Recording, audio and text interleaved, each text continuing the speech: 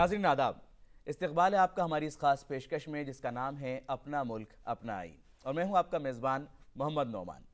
आज की इस खास पेशकश में हम बात करेंगे कॉपीराइट कानून की। बहुत कम लोगों को ये मालूम होगा कि अपने आईन के तहत हर शहरी का एक बुनियादी फर्ज ये भी है कि वो अपने आईन को जाने, समझे और उसका एहतराम भी करे। हम सब जानते हैं कि अपने मुल्क हिंदुस्तान का आईन दुनिया का सबसे तवील आईन है। इसके मुकाबले दुनिया के किसी भी मुल्क का आईन बहुत छोटा सा लगेगा। पार्लियामानी डेमोक्रेसी की मां समझे जाने वाले देश ब्रिटेन का तो कोई लिखित आईन है ही नहीं। इन हालात में हर हिंदुस्तानी से ये तवक्को करना कि उसे अपना आईन की जानकारी हो और वो उसका एहतराम करे एक मुश्किल और पेचीदा मामला लगता है। इतना तवील आईन तैयार करते वक्त कितनी मुश्किलात पेश आई हो। हिंदुस्तान में इतने मुख्तलिफ फिरकों, जुबानों, खान पान की मुख्तलिफ आदतों और रिवाजों के बावजूद हिंदुस्तान आज एक कामयाब जमहूरियत है और इस पर हर हिंदुस्तानी नाज करता है। हिंदुस्तान सिर्फ बर्रे सगीर की ही सबसे कामयाब जमहूरियत नहीं है, बल्कि आज हिंदुस्तान की पहचान दुनिया की सबसे बड़ी जमहूरियत की शक्ल में भी है। आज के इस खास एपिसोड में जानते हैं अपने मुल्क के आईन की इन्हीं खुसूसियात के बारे में। जी हाँ, मौजूदा दौर में इस कानून को जानना और समझना हम सभी के लिए निहायत ज़रूरी है। इस कानून की तारीख से लेकर आखिर इसमें क्या कुछ अहम अदालत के फैसले आए हैं उनको भी जानने की कोशिश करेंगे, और आखिर क्या कुछ है इसका दायरा। इन तमाम बातों पर गुफ्तगू करने के लिए हमारे साथ मौजूद हैं दो ख़ास मेहमान। हमारे साथ हैं दिल्ली हाई कोर्ट के मारूफ वकील जनाब कार्तिकेय यादव साहब, और हमारे दूसरे ख़ास मेहमान हैं DME मीडिया स्कूल के डीन जनाब प्रोफेसर अमरीश सक्सेना साहब। आप दोनों का आज की इस पेशकश में बहुत बहुत इस्तकबाल है। अमरीश सर, आपका अच्छा खासा तजुर्बा है, अगर हम लिटरेचर की बात करें तो वहाँ से भी, और अगर मीडिया की बात करें तो वहाँ से भी। जब हम कॉपीराइट की बात करते हैं तो कौन कौन से ऐसे इश्यूज़ हैं जो सबसे ज़्यादा सामने आते हैं? इश्यूज़ का मतलब हुआ जैसे कि अगर लेखन से रिलेटेड है कि किसी ने आपकी चीज़ को अपने नाम से छाप दिया तो वहाँ पर एक बड़ा मसला आता है। और बहुत सारे जो वायलेशंस के मामले हैं वो फिल्मों से होते हैं कि फिल्मों में कहानियों की चोरी बहुत ज़्यादा होती है।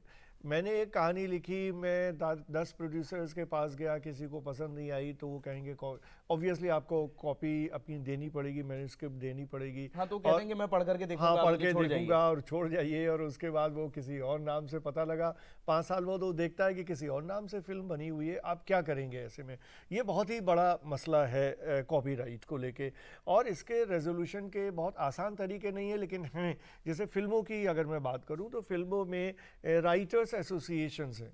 तो अगर मैं राइटर हूं तो मैं उस राइटर्स एसोसिएशन की मेंबरशिप ले लूंगा, और जब भी मैं कोई कहानी लिखूंगा वहां जाऊंगा और उनसे ठप्पा लगवा लूंगा। तो एक कॉपी हो गई, मतलब मेरा रजिस्ट्रेशन हो गया, कॉपीराइट मूवमेंट में नहीं भी गया, ये आपका सेफ जोन हो गया। हाँ, ये सेफ जोन हो गया।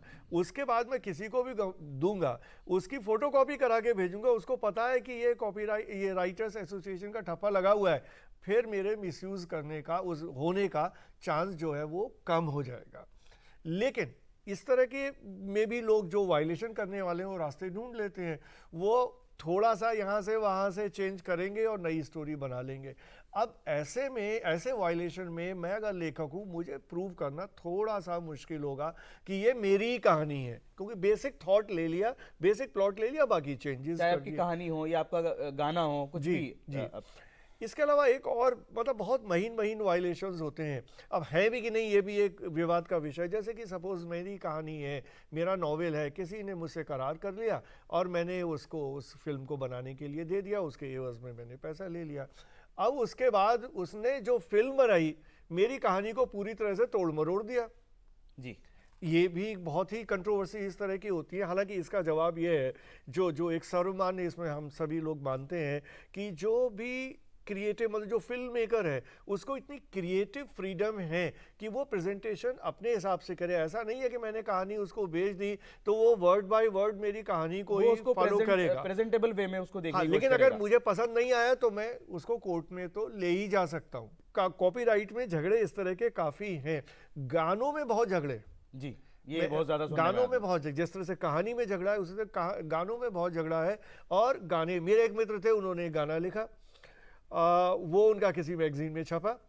उसके बाद उनके एक क्लास फेलो थे जो बाद में बॉम्बे चले गए, वो बड़े प्रतिष्ठित गीतकार हो गए।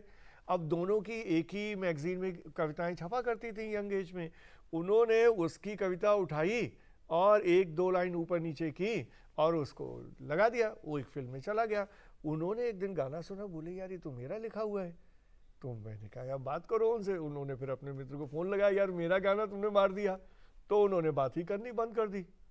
अब यहाँ पे ये कि उनको कोर्ट में जाते, हालांकि वो बाद में आउट ऑफ कोर्ट, उन्होंने कोर्ट में ना जाए तो कुछ पैसा पहुंचवा दिया, बात खत्म हो गई, सेटलमेंट तो हो गया। ये भी एक बड़ा मसला कि कॉपीराइट के मसले को डिसाइड करना बड़ा मुश्किल है, कहाँ वायलेशन है, कितना वायलेशन है। फिर कोर्ट में चला गया, कोर्ट के लिए भी सरदर्द है जी। कोर्ट के पास इतने पाइल अप केसेस होते हैं कि वो कॉपीराइट के मसले सुलझाएं कि उनके हिसाब से उससे ज्यादा जरूरी मसले हैं कि वो कोर्ट के मामले पर कार्तिकेय जी से जवाब देना चाहूंगा कि ये जितने केसेस वहां पहुंचते हैं, इसके अंदर किस तरह का निपटारा होता है? क्या जितना सामने वाला अपना मुआवजा मांग रहा है, क्या उतना ही मिलेगा, उससे कम मिलेगा, या कोर्ट ने कुछ पैमाना तय किया है? नहीं, केसेस जैसे सर ने बताया कि केसेस पहुंचते हैं कोर्ट में, तो कोर्ट तो देखो सभी केसेस को एक जैसा रखती है, पर यह है कई केसेस ऐसे होते हैं जिनकी रेमेडीज़ उनको बहुत जल्दी प्रोवाइड करनी होती है, जिनकी रेमेडीज़ वो ऐसा है कि उनको रेमेडीज़ अगर नहीं मिली तो उनके साथ बहुत ज़्यादा इर्रेपरेबल लॉस हो जाएगा।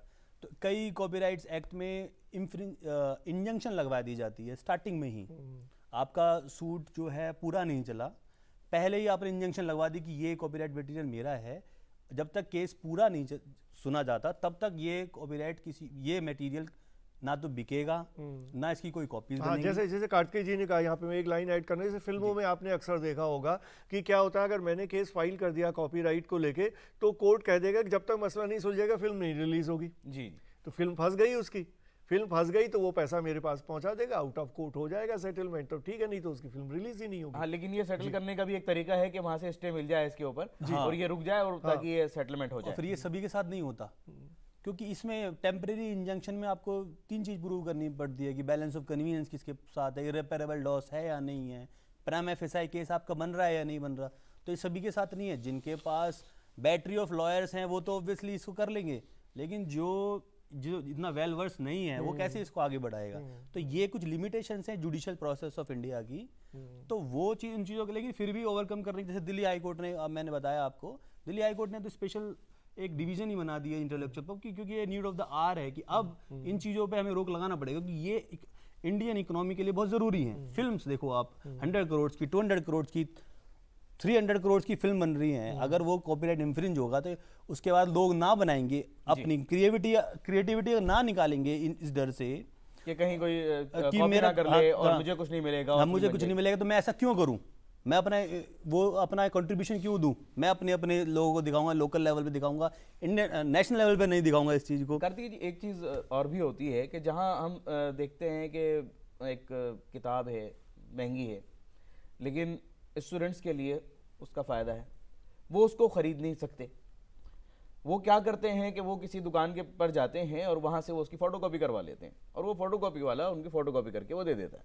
अब यहाँ ऑथर के लिए परेशानी है कि मेरी जो किताब 1000 रुपये की बिक रही थी, वो तो वहाँ फोटोस्टेट के पैसे दे करके वो ले जाता है, फोटोकॉपी करवा लेता है। यहाँ कॉपीराइट के मसले में क्या होगा इसमें? ये बहुत अच्छा इशू आपने निकाल के लाए हो। तो इसमें क्या है कि इंडिया लेवल पे देखा जाए तो कॉपीराइट एक्ट एक प्रोविज़न की बात करता है जिसे कहते हैं fair use fair dealing policy, और इस पे एक दिल्ली हाई कोर्ट का जजमेंट है जो कि काफ़ी लैंडमार्क जजमेंट है, कोर्ट भी करा जाता है, साइट भी किया जाता है, जिसका नाम है रामेश्वरी जजमेंट। उसमें क्या हुआ था कि दिल्ली हाई कोर्ट ने यही बोला था कि अगर बच्चे कॉपीराइट कर रहे हैं, कॉपीराइट का वायलेशन कर रहे हैं for the purpose of education, तो आप ये नहीं बोलोगे कि 10% आपने वायलेट किया, 100% वायलेट किया। इवन आप 100% कॉपीराइट वायलेट कर सकते हो फॉर द फेयर यूज़, अपने पढ़ाई के लिए, बच्चे पढ़ाई के लिए कर रहे हैं। इंस्ट्रक्टर यूज कर सकता है, फोटो कॉपी ले आएगा वो इंस्ट्रक्ट करने के लिए।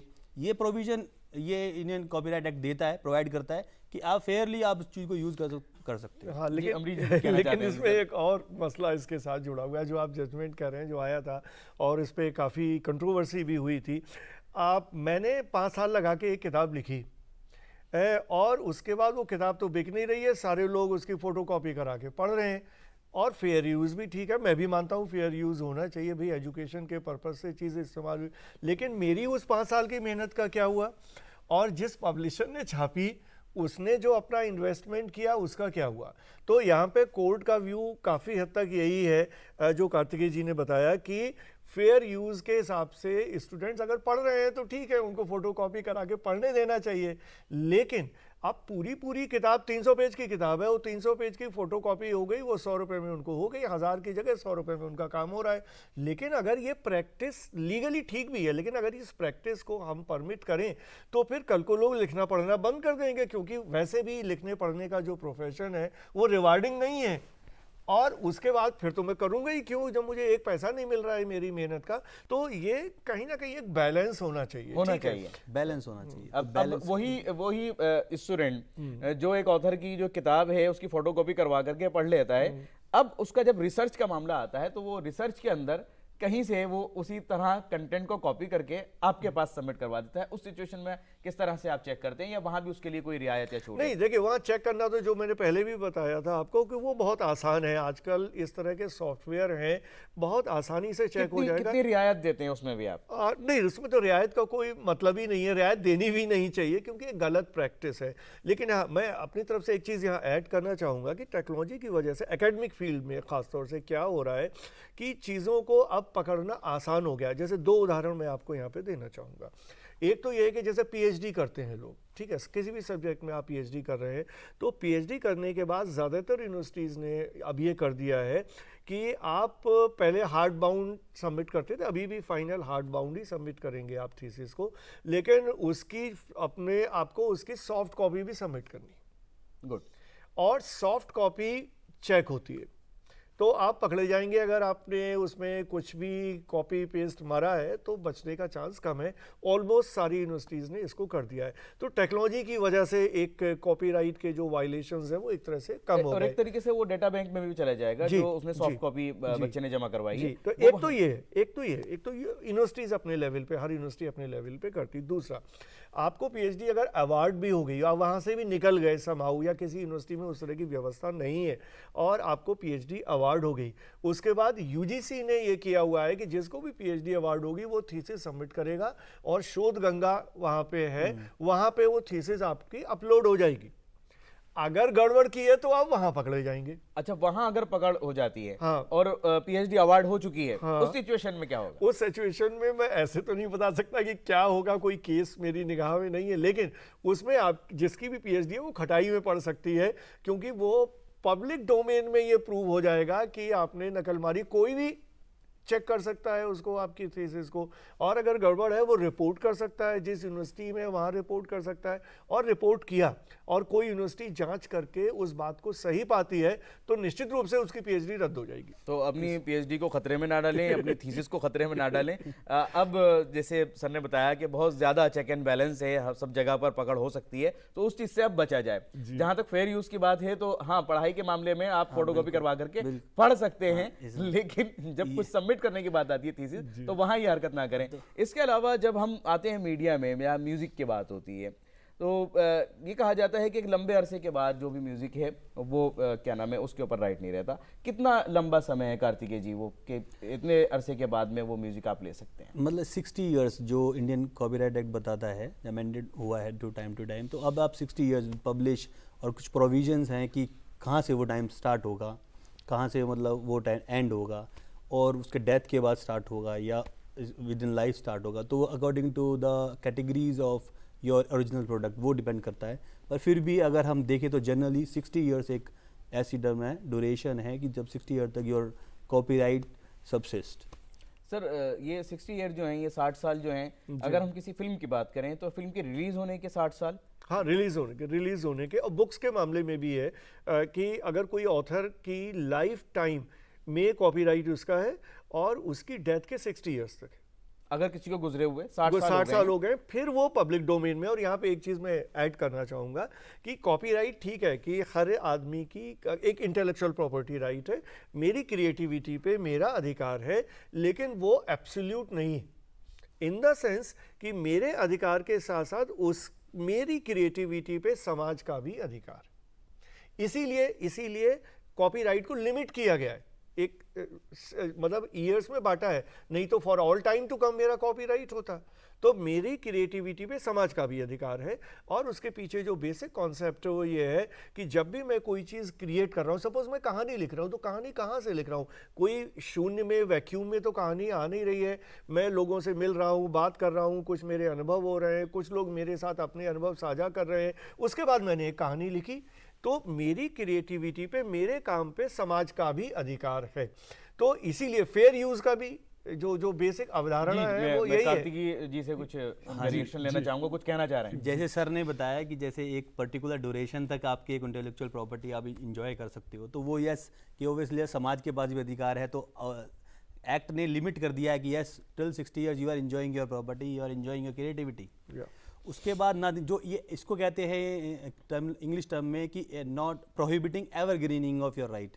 तो अब आप उसके बाद ये नहीं है कि आपने एक बार एक प्रॉपर्टी ली तो आपके बाद आपके बच्चे एंड देन आपके और आगे हायर जो भी होते रहेंगे वो इसको यूज़ करते रहे, नहीं, वो आपको फिर आपको पब्लिक डोमेन में वो फ्री ऑफ कॉस्ट देनी पड़ेगी, लिमिटेड डोनेशन। ये देखा जाए तो एक कंपल्सन है उसके ऊपर। हाँ, ये आप क्योंकि एक्ट जो लॉ है वो आपको 60 तक प्रोटेक्ट कर सकता है, 60 ईयर्स तक, उसके बाद वो प्रोटेक्ट नहीं करेगा। और ये पूरी दुनिया में है। जैसे हम शेक्सपियर की किसी नॉवेल पे उठा के यहाँ पे फिल्म बना लें तो there will be no copyright violation. Duration में क्या कि ये है क्या according to the countries it depends कि जैसे यूएस 70 ईयर्स तक दे देता है, पहले बर्न कन्वेंशन 50 ईयर्स तक की बात करता था, और कई अलग कंट्रीज हैं जो ड्यूरेशन अपने अपने डोमेस्टिकली डिसाइड करते हैं कि कब तक वो उसको मतलब आप प्रोटेक्ट करोगे उसकी कॉपी। सर ये तो हमने लिटरेचर की और म्यूजिक की बात की। अब अगर कोई गाना है जी और मैं उसे अपनी आवाज में गा रहा हूँ, जी, ठीक है किसी ने उस वक्त में गाया था, किसी ने लिखा था, लेकिन मैं अपनी आवाज में गा रहा हूँ और एक उसके अंदर एक अलग म्यूजिक देने की हम कोशिश कर रहे हैं अपने पास से, उसके बाद भी क्या कहीं से कॉपीराइट क्लेम मेरे ख्याल में कार्तिकेय जी इसका बेहतर जवाब देंगे। इसके ऊपर तो देखो, इसके ऊपर तो ऑब्वियसली फैक्ट्स को अच्छे से जान कि आप किस पर्पज से उसको कर रहे हो, कौन सा गाना है, कितना टाइम पुराना वो सॉन्ग है, और आपने कितने मतलब कितना एक्सप्लॉइट किया है उस गाने को, कैसे आपने वो परमिशन लेनी। तो ये तो आपको पूरे फैक्ट्स के बाद ही इस चीज़ पे मतलब बताई जा सकती है। लेकिन जैसे सर ने जिक्र किया था कि जैसे आप जैसे एक म्यूज़िक प्रोड्यूसर है वो अपने पास राइट्स ले लेता है सारी, तो क्या होता है कि ये रेलेवेंट इशू है, ये मतलब आपके व्यूअर्स को पता होना चाहिए।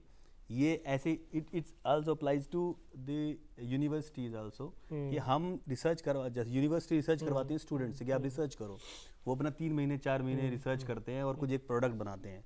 उस प्रोडक्ट पे फिर यूनिवर्सिटी का राइट हो जाता है क्योंकि वो एकेडमिक रिसर्च हो गई। जब वो एकेडमिक रिसर्च की है तो आपने for the purpose of institute you are doing the research, तो एकेडमिक का राइट यहाँ अब वो सबमिट हो गई तो वो अब यूनिवर्सिटी जी अमरीश जी जी। मैं इस पे एक चीज़ और जोड़ना चाहूँगा कि इसको हम ऐसे समझें कि अगर मैं कहीं नौकरी कर रहा हूँ, सपोज़ मैं जर्नलिस्ट हूँ, किसी न्यूज़पेपर में काम कर रहा हूँ, मैं रिपोर्टर हूँ, मैं रिपोर्टिंग करता हूँ, तो बहुत सारी मेरी एक्सक्लूसिव रिपोर्ट होंगी जो क्रेडिट मुझे ही जाता है, मेरी बाई लाइन भी छपती है, सब कुछ होता है। सपोज़ 5 साल के बाद मैंने नौकरी छोड़ दी उस अखबार में, और जो मेरी बाई लाइन पिछले 5 साल में छपी थी, जो मेरी एक्चुअल एक्सक्लूसिव स्टोरीज थी जो आपने खुद की हैं, हाँ जो मैंने खुद की हैं, उसको लेके मैंने एक बुक छाप दी या किसी भी तरह से मैंने उसको कॉमर्शियली एक्सप्लॉइट किया, कॉपीराइट एक्ट के हिसाब से मैं ये नहीं कर सकता। ये कॉपीराइट एक्ट का वायलेशन है, क्योंकि अगर कोई काम मैंने पैसा लेके किया है, मतलब किसी के एम्प्लॉयमेंट में किया है, तो मेरी जो क्रिएटिविटी है उस पर कॉपीराइट उस संस्थान का है जिसने मुझे नौकरी पे रखा था और जो मुझे सैलरी दे रहा था। यानी आपने उसका पैसा उस ऑर्गेनाइजेशन से ले लिया जी, इसलिए अब उस पर अधिकार जो है उस ऑर्गेनाइजेशन का है जिसके तहत आपने वो काम किया। ये तमाम चीजों में लागू होगा, चाहे वो न्यूज हो या आप किसी भी इदारे में या किसी इंस्टीट्यूट में आप काम कर रहे हैं। एग्जैक्टली। बल्कि इसमें अगर हम मैं इसको दूसरी तरीके से देखता हूँ इसमें अगर जैसे इंस्टीट्यूट के रिस्पेक्ट में देखें तो ऑब्वियसली वो इंस्टीट्यूट होगा, पर हाँ इंस्टीट्यूट इतने लिबरल होते हैं कि they provide you certificate, yes you can use this publish your book with your own name, तो ये हो जाता है कभी कभी ना, पर लेकिन जहाँ अंडरस्टैंडिंग होती है वहाँ अंडरस्टैंडिंग कर सकते हैं। और जैसे आपने बताया जैसे न्यूज़ के लेकर या कंपनीज हैं जो कमर्शियल कंपनीज हैं वो सर्वेज कराती हैं, रिपोर्ट्स मंगवाती हैं, बहुत पैसा लगता है उसमें, करोड़ 10 करोड़ सर्वे करवाने पूरे ऑल ओवर इंडिया में एक पर्टिकुलर प्रोडक्ट कि वो अच्छा लगता है। अब दूसरी कंपनीज क्या करती हैं कि उसके एम्प्लॉयज को तो ले लिया, उसकी सर्वे रिपोर्ट भी मंगवा ली, उस बेसिस पे वो नया प्रोडक्ट लॉन्च करती हैं। ऐसे क्या है वो फाइनेंशियल लॉस, वो ले लिया गया। वो सर्वे एक एक्स कंपनी ने इन्वेस्ट किया पैसा सर्वे बनवाने के लिए, उसके बाद वो प्रोडक्ट लॉन्च करने वाले थे, उससे पहले वो सर्वे रिपोर्ट किसी वाई कंपनी को चली गई, ठीक है, उसने उस सर्वे रिपोर्ट बेसिस पे अपना प्रोडक्ट लॉन्च करके फाइनेंशियल प्रॉफिट मतलब प्रॉफिट्स उन्होंने अर्न कर लिए। तो ये क्या, ये कॉपीराइट ऑब्वियसली इंफ्रिंज हो गया, और ये एम्प्लॉयज़ के थ्रू हुआ। एम्प्लॉयज़ ने बोला कि मैंने ये सर्वे करवाया था अपने उस पर और मैंने इसको इधर दे दिया और मैंने उस कंपनी को नहीं दिया। तो ऐसे एक सिमिलर जैसे यूनिवर्सिटी वाला बताया था, ऐसे ही एक कंपनी बेस पे भी you are violating the copyrights of the company has the copyright over that. Amritsar ji, piracy का भी एक बहुत बड़ा मसला है जो इसको हमें समझना चाहिए, जो कॉपीराइट के दायरे में ही है। एक फिल्म मेकर ने फिल्म बनाई और पता लगा कि वो पूरी फिल्म कॉपी हो गई और बाहर निकल गई और पहले ही इलेक्ट्रॉनिक मीडिया में चली गई, या अभी मैंने देखा कुछ एक नई फिल्म अभी आने वाली है, उसके पूरी तो नहीं, उसके कुछ कहीं से उन्होंने मार दिए। और ये बेसिकली 2 जगहों पे होता है इस तरह का, क्योंकि फिल्म बड़ा इंटरेस्टिंग विषय है तो उसको सभी लोग जानना समझना चाहते हैं। तो उसमें जब पोस्ट प्रोडक्शन में फिल्म जाती है वहाँ लैब से निकल सकती है बाहर, या जिस समय रिलीज हुई सिनेमा हॉल में वहाँ से कॉपी हो सकती है। तो वो कॉपी मार के, और वो फिल्म पहले बहुत पायरेटेड सीडीज जैसे आती थी, अब तो चूंकि जब से OTT आया तो लोगों को फिल्म वहाँ मिलने लगी, लेकिन पायरेटेड सीडीज खूब चलती थी पहले। अब तो पायरेसी ज़्यादा हो चुकी है, अब तो सबके पास अवेलेबल रहती है, उनकी फटाफट बनाते हैं, फटाफट दूसरे को दिखाते हैं। अच्छा, कई पहले तो वे में पायरेसी होती है। 25 से 30 सेकंड तक म्यूजिक ले लिया जाता था किसी भी गाने का है कहीं भी। जी, अब उसकी क्या पोजीशन है, क्या मना कर दिया गया है, बिल्कुल उस पर पाबंदी, अब कुछ भी यूज नहीं किया जा सकता? नहीं, कार्तिक जी बताएं कितने सेकंड तक ले ऐसा सकते कोई हैं? सेकंड का एक्चुअली वही मैंने आपको बताया, ऐसा कोई सेकंड का कुछ नहीं है।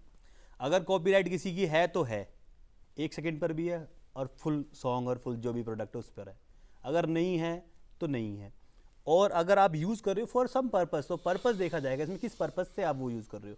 वो 10 सेकंड 30 सेकंड तो जनरली ये मतलब एक मिसकंसेप्शन थी कि बात 30 सेकंड एक वैसे आप मतलब एक फेयर यूज पॉलिसी में आप यूज कर रहे हो उसको फॉर एक्सप्लॉयटेशन। हालांकि ये मिथ है लोग। लेकिन सर फेयर यूज पॉलिसी के अलावा एक और कॉन्सेप्ट आ जाता है कि शादी ब्याह के अंदर 50,000 1 लाख और उससे भी ज़्यादा लोग लेते हैं और वीडियोग्राफी करते हैं पूरी मैरिज सेरेमनी की, और उसके अंदर वो फिल्मी गाने इस्तेमाल करते हैं। तो वो भी मतलब वो भी एक्सेप्शन में आ जाता है कॉपीराइट के, वो भी फेयर यूज की तरह वो भी एक्सेप्शन ही है। वहाँ जो है उन फिल्म मेकर्स को जो बना रहे हैं वीडियोग्राफी, उनको इजाज़त है, वो जो बना रहे हैं हाँ उनको इजाज़त है। जो मतलब लोकली पर्सनल पर्पस के लिए कोई वीडियो शूट कर रहा है उनको इजाज़त है। अगर वो लेकिन वो उस वीडियो से जिस ओरिजिनल ओनर की राइट्स को एक्सप्लॉइट करता है तो फिर वहाँ वो इंफ्रिंजमेंट वाला इशू आ जाएगा, अदरवाइज नहीं आएगा। अभी आप कोई गाने प्ले कर रहे हो, कोई मूवी प्ले कर रहे हो, कोई परफॉर्मेंस कर रहे हो किसी कॉपी, तो वो सब कॉपीराइट के अंदर एक्सेप्शन में आ जाएगा।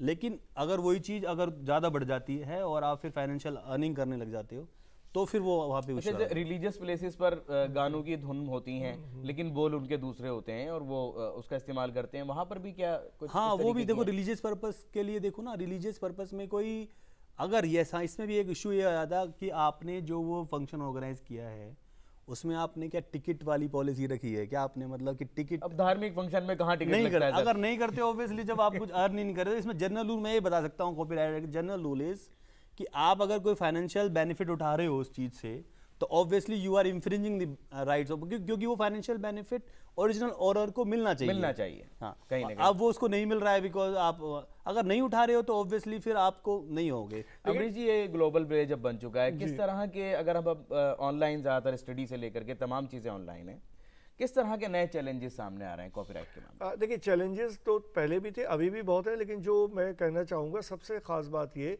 कि टेक्नोलॉजी ने चैलेंजेस को कम कर दिया है। क्योंकि जो हम प्रिंट के बारे में भी चाहे रिसर्च के बारे में बात कर रहे थे, चोरी आपकी पकड़ जाएगी कहीं ना कहीं अगर आप कर रहे हैं, मतलब कॉपीराइट की चोरी कर रहे हैं या वायलेशन कर रहे हैं।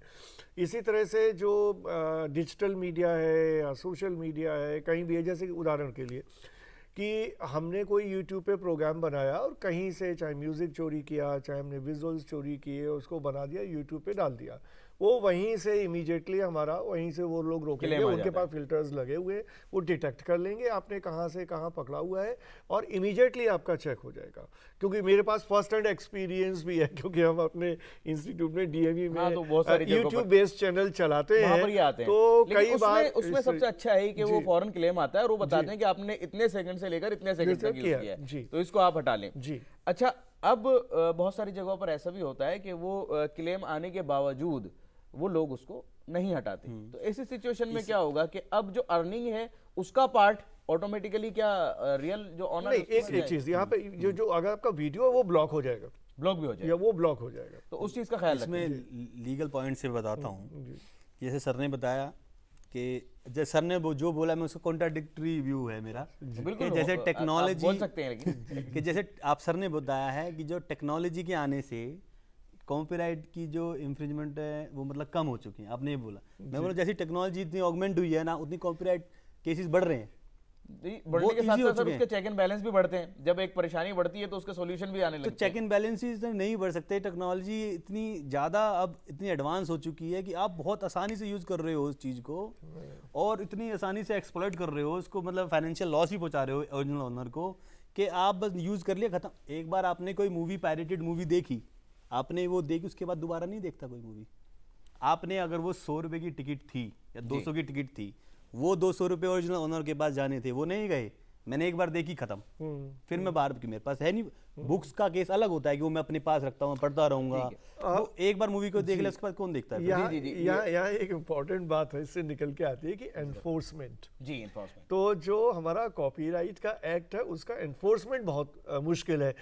और ये पायरेसी के बारे में अगेन बहुत ज़्यादा है। आप देखिए पालिका बाजार में सारी आपको पहले सीडीज़ और डीवीडीज़ मिल जाती थी, तो अब अगर उसको कैसे चेक किया जाए, क्योंकि पुलिस या जो भी हमारी enforcement machinery, law enforcement machinery है, उनके पास इतना समय नहीं होता या उनका ओरिएंटेशन वैसा नहीं होता कि वो जाके इन चीज़ों को चेक करें, अनलेस एंड अनटिल जिसकी फिल्म या जिसके काम को पायरेट किया गया है वो जाके पुलिस में केस करे, फिर भी पुलिस एक्शन नहीं लेगी, वो जब छापा मारेगी तभी पता लगेगा।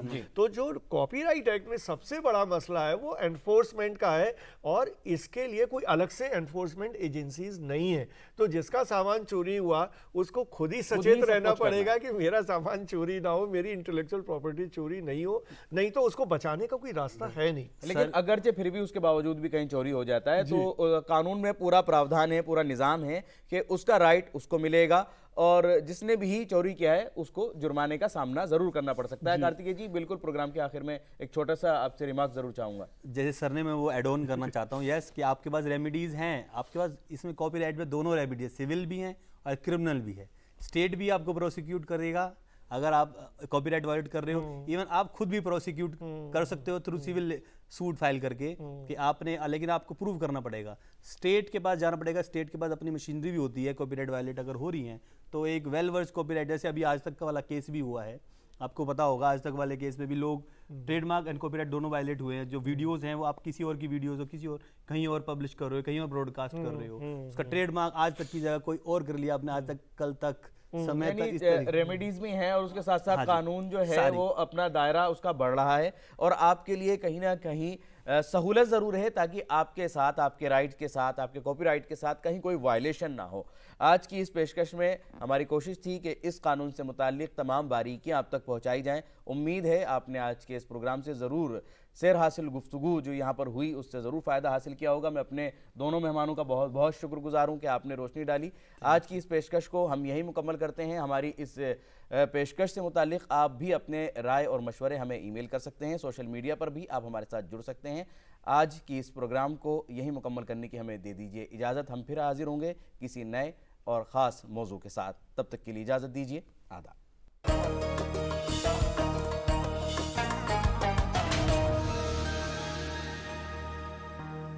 The Global Ayush Investment and Innovation Summit 2022